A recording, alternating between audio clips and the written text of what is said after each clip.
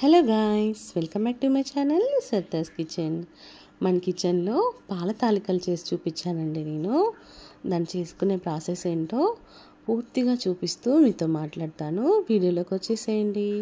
First సగ్గుబియ్యం నానపెట్టేసుకున్నానండి. నేను ఒక కప్పు సగ్గుబియ్యం తీసుకున్నాను. సగ్గుబియ్యం ముందుగా నానపెట్టేసుకున్నాను. ఆ తర్వాత మనం చిక్కటి పాలు తీసుకోవాలండి.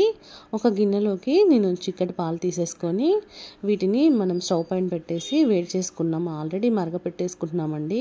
ఆ తర్వాత నేను ఈ గిన్నెతో నేను మెజర్మెంట్ చూపిస్తున్నాను. నేను ఈ కప్పు ఇప్పుడు పిండి వేసుకుంటున్నానండి, బియ్యం పిండి. అందుకే అదే కప్పుతో ఒక కప్పు వాటర్ అండి, ఒక కప్పు మీద కొన్ని వేసాను.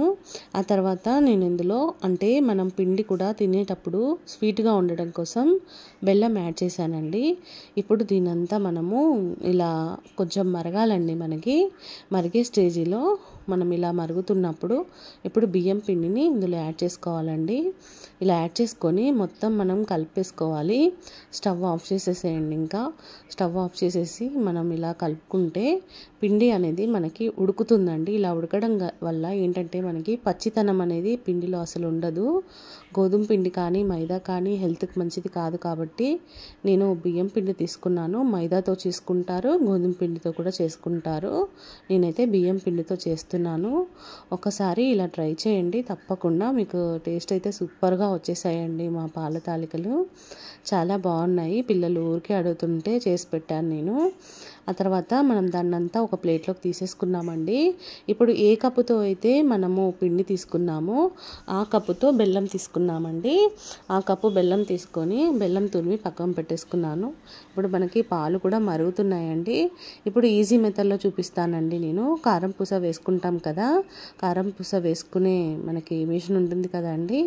ఆ మిషన్లో ఇప్పుడు ఈ పిండినంతా మనం కలిపేసి మనం అందులో పెట్టేసి ఒత్తేసుకోవడమే అండి. ఈజీగా అండి. ఎందుకంటే మనం చేయితో ఇలా రుద్దుకుంటూ ఇలా అంత కష్టం లేకుండా ఈజీ మెథడ్లో చూపిస్తున్నాను. ఇలా మనం కారం పూస ఎలా ఒత్తుకుంటామో అదే సేమ్ ప్రాసెస్ అండి. ఇలా వేసేసుకొని మనం లోపలికి నొక్కేసి ఇలా ప్రెస్ చేసుకుంటే మనకి చక్కగా వచ్చేసాయండి. నాకైతే ఈజీగా అనిపించింది. ఇలా కట్ చేసేసుకోండి మధ్యలోకి. నేను ఇలా వేసుకున్నానండి, అన్నింటినీ ఇలా వేసుకున్నాను. కొన్ని రౌండ్లు కూడా చేసుకున్నాను. ఇలా వేసుకోండి.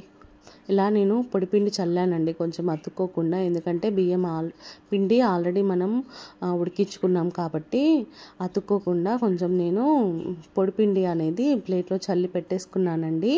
ఇప్పుడు మనం నెయ్యి వేడి చేస్తున్నాను, జీడిపప్పు వేయించుకోవడం కోసం అనేసి నేను నెయ్యి వేడి చేసుకొని ఇందులో జీడిపప్పు యాడ్ చేసి పెట్టుకున్నానండి.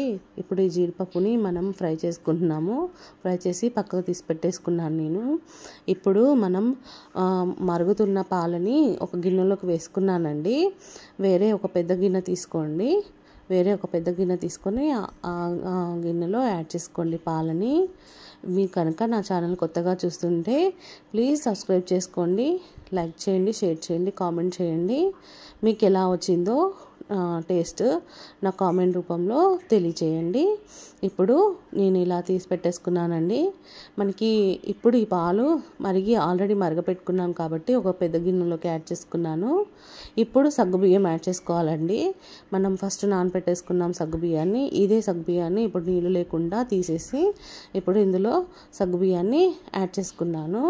ఆ తర్వాత ఇందులోకి కొంచెం మరుగుతున్న టైంలో మనం ముందుగా చేసి పెట్టుకున్నాం కదండి ఉండ్రాళ్ళు, పాల తాలికలు. ఇప్పుడు వాటిని కూడా ఒక్కొక్కటిగా ఇందులో యాడ్ చేసుకోండి. ఇలా యాడ్ చేసుకొని కొద్దిసేపు మనము కదపకూడదండి. దీన్ని కదపకుండా అలాగే వదిలేసేయండి. అలాగ వదిలేస్తే మనం వెంబటే కలిపామంటే విరిగిపోతాయండి. అందుకోసం అనేసి కొద్దిసేపు వదిలేస్తున్నాను నేను. ఒక మూత పెట్టేసుకోండి, పైన మూత పెట్టేసుకొని స్లోగా మంట తగ్గించి పెట్టుకోండి. ఉండ్రాళ్ళ మాదిరి కూడా చేసుకున్నాను.